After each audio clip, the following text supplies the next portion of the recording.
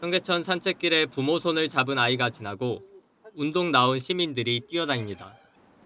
그런데 이들이 오가는 길 바로 옆에 손가락 크기의 회색 조각들이 보입니다. 과거 건물 지붕 등에 쓰였던 인조 슬레이트 조각으로 여기 포함된 성면이 1급 발암물질로 지정되면서 10여 년 전부터는 사용이 전면 금지됐습니다. 가벼운 성면 섬유 입자가 공기 중에 떠다니다 인체에 쌓이면 거의 배출되지 않고 암을 유발할 수 있기 때문인데 이런 이유로 성면은 죽음의 먼지로도 불립니다. 실제로 YTN 취재진이 청계천 산책길 주변에서 주운 인조 슬레이트 조각 3개를 전문 기관에 의뢰해 분석해보니 과거 건축자재에 널리 쓰였던 백성면이 각각 9%에서 최대 11% 함유돼 있었습니다. 3개의 슬레이트 시루에는 백성면이 모두 검출되었고요.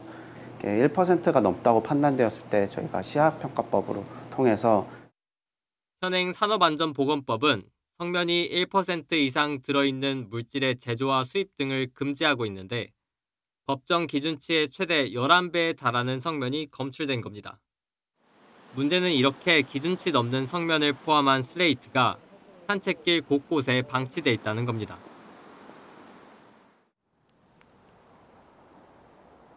청계천 주변에서 직접 주운 슬레이트 조각입니다. 얼핏 보면 그냥 돌멩이처럼 보이는데요. 부서진 단면에 이렇게 하얀색으로 보이는 부분이 모두 성면입니다.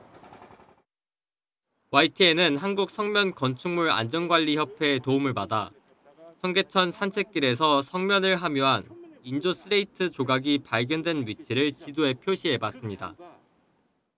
종로에서 성동까지 11km 가까운 청계천 전체 구간 가운데 4km 넘는 구간에 걸쳐 40개 가까운 성면 조각이 발견됐습니다. 성면 함유량은 8에서 15%에 달했습니다. 이런 산책로에 슬레이트 조각이 있을 거라고는 정말 상상할 수 없는 것이죠. 지정 폐기물이 널브러져 있다. 이것은 문제가 심각한 것이죠. 청계천 관리 주체인 서울시가 관련 조사에 착수한 가운데 성면 조각의 빠른 수거와 안전 대책 마련이 시급하다는 지적이 나옵니다. YTN 정영수입니다. 청계천 주변에 비닐장갑을 끼고 모인 사람들이 풀숲에서 인조 슬레이트 조각을 골라내 봉투에 담습니다. 서울시설공단 청계천관리처와 서울시 보건환경연구원이 청계천 주변에서 발견되는 성면 함유 슬레이트 조각에 대한 합동조사를 벌였습니다. 앞서 YTN과 한국성면건축물안전관리협회는 청계천 산책로 주변에서 성면이 들어있는 슬레이트 조각 40개를 수거했는데 얼마나 더 많은 조각이 방치돼 있는지는 알 수 없는 상황입니다.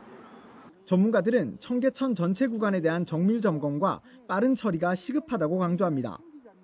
접근하지 못하게 어쨌든 줄이라도 치든지 한 다음에 그거보다는 이제 빨리 회수해서 매몰하는 게 제일 좋을 것 같고요.